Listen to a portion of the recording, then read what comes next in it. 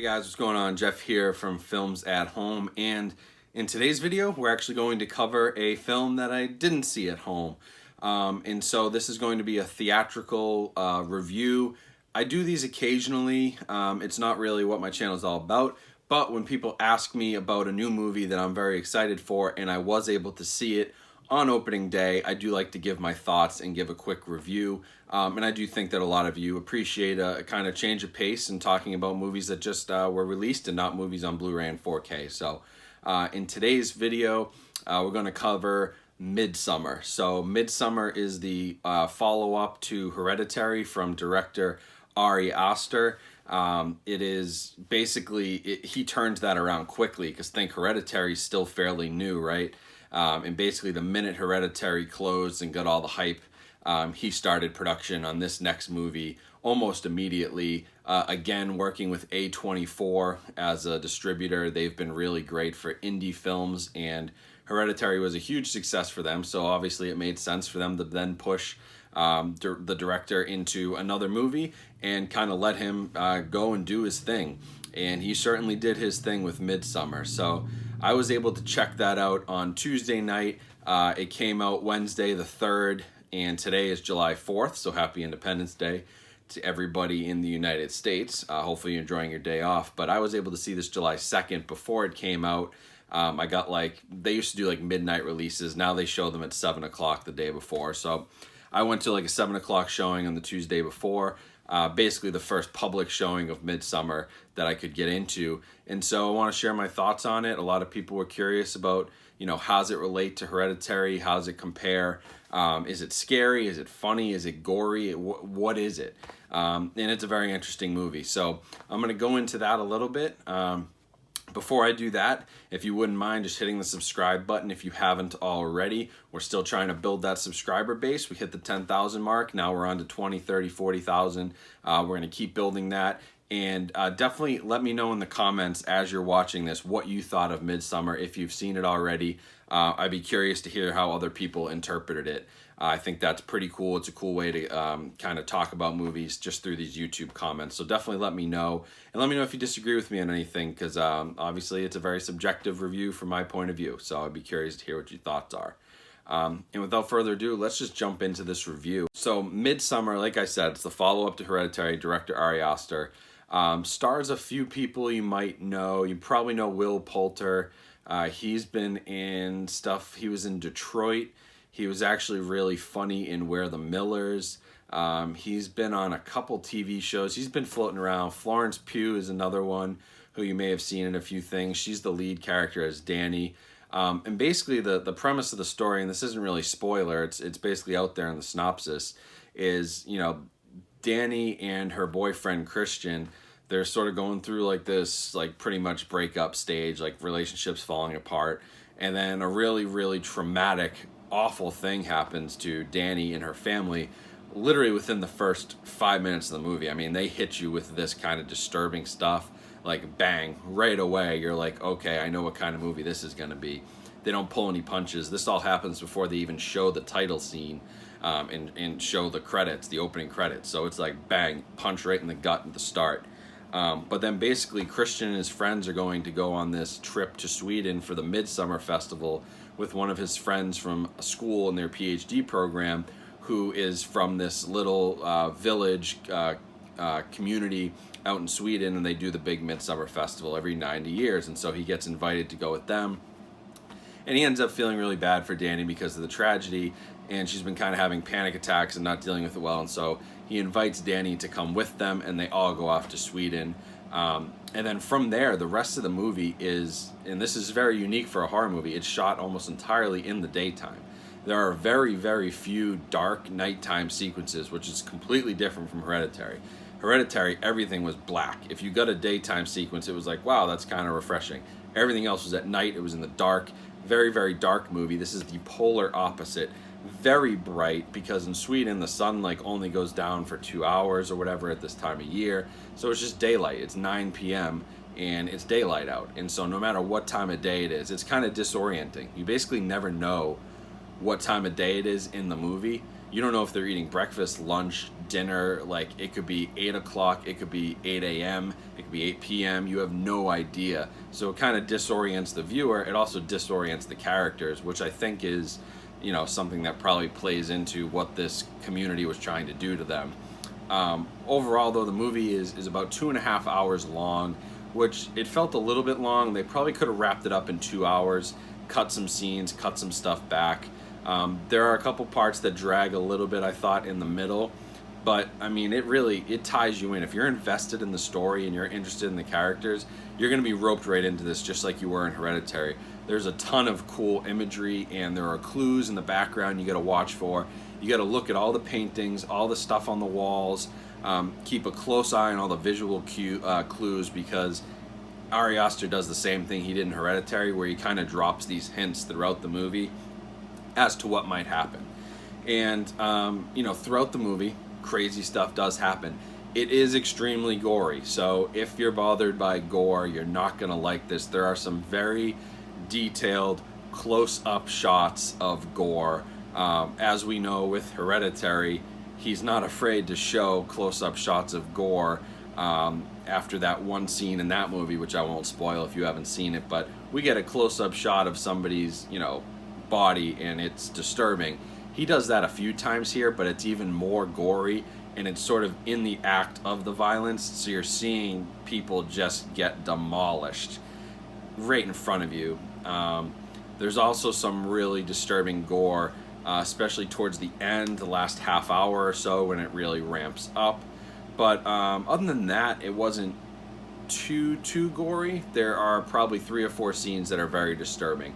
The rest of the stuff is more disturbing because they're just in this community, they can't get out, and they're like on this drug trip the whole time. They're constantly giving them drugs, and the cinematography, they kind of mess with the picture. So you're looking at a tree, and the tree starts to wave in the movie, and so you kind of feel like you're on a trip too.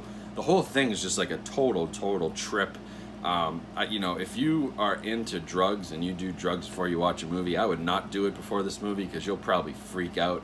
It is just, it feels like a trip being completely sober. So I wouldn't recommend taking any wild mushrooms or anything and then going to see this. You're going to have a bad time, I would think.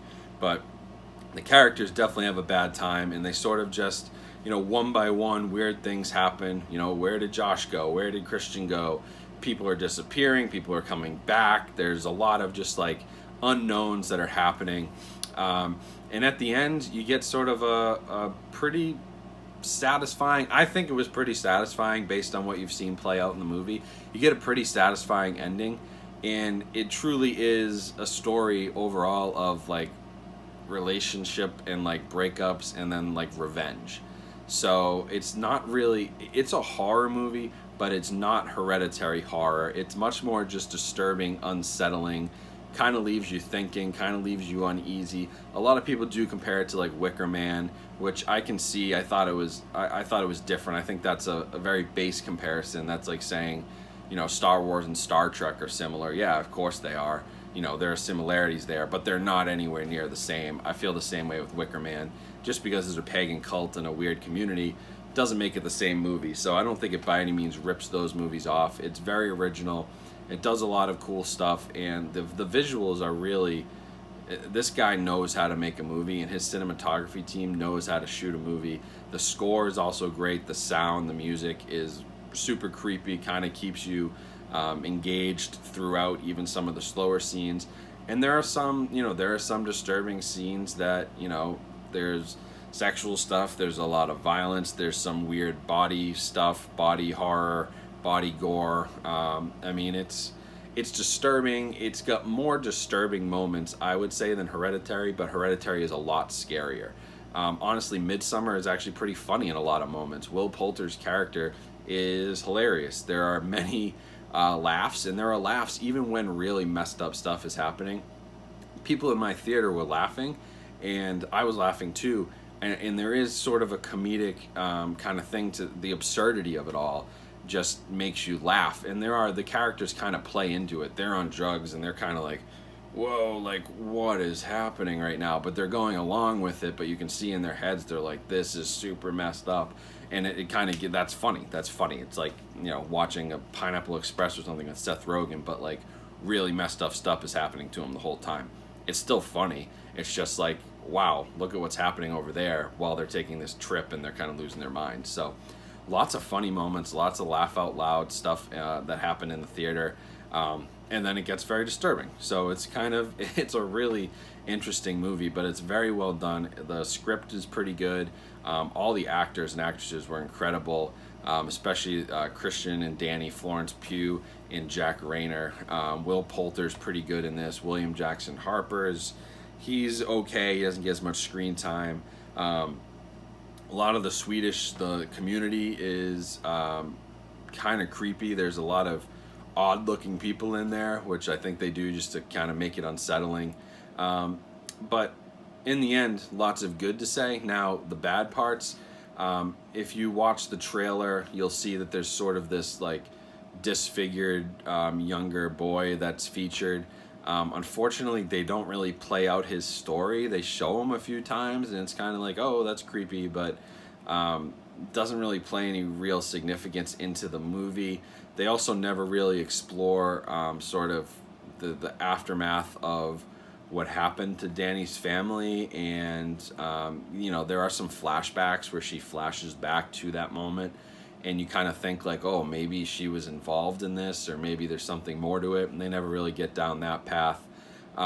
It's really just focused on the cult, and so there are some things that kind of go unexplored. There are some unexplained things, which I'm sure if I watch it again, maybe I'll catch like, oh, that's why that happened. But it's one of those movies you definitely have to watch 2, 3, 4 times to fully grasp. But the base of the story is pretty easy to understand. It's a revenge breakup story, and it leaves you with a satisfying ending. One of the other things that drove me nuts when I was in the theater, and this is theater etiquette for all you people out there, we were sitting next to this older woman, and I'm not trying to be mean, but oh my god, it was such a stereotype. The whole movie she's talking, she's saying, why is that happening? Oh, what's going on there? I'm so confused. No, they're gonna do that. Get out of the room. The whole like just stereotypical like person who doesn't watch horror movies, just like screaming throughout and being like, get out of the room. And then she was sitting there and she was opening Werther's Originals. No joke, like this isn't a stereotype. She was opening Werther's Originals one by one out of a bag. So she's in the bag, it's all crinkling in her purse. Then she takes the individually wrapped Werther's hard candies out, unwraps those. She was doing it the whole movie. All I can hear is plastic crinkling. Eventually her daughter, whoever she was with, like literally told her like, stop, like shut up, it's super annoying. But just like, don't be that person. Don't talk throughout the whole movie. Don't ask questions. Like, we can talk about the movie when it ends, right? So while you're in the movie, let's just watch the movie. We don't need live commentary, I guess. If I want live commentary, I'd listen to it on the Blu-ray when that comes out from the director. So, quick little rant there. But overall, Midsommar, I'd say, I gave Hereditary like a 9 out of 10. Like, that's one of my favorite horror movies of all time. It blew me away. Midsommar, I would say, is like a 7.5. So it's very good. There's no sophomore slump. Ari Aster didn't fall off a cliff with his filmmaking. Like, it's still really good. It's getting great reviews. People are happy with it.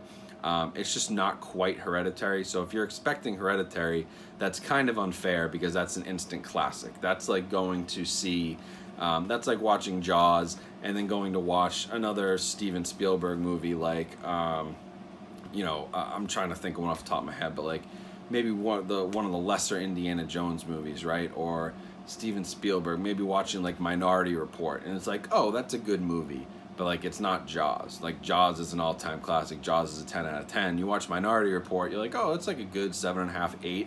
That's kind of the vibe with Midsommar. Like, don't expect Hereditary. You can't expect an instant classic, but this is still a very good cult, pagan, like folklore movie. Very funny, super disturbing at times, a little scary. There's really only one jump scare in the whole movie, and it's super minor. You may not even catch it if you blink, but it's sort of the same. It almost had me thinking like, oh, we're going the Hereditary vibe. There's gonna be like creepy stuff in the corners and shadows that you barely see, but I get away from that, which is honestly pretty nice.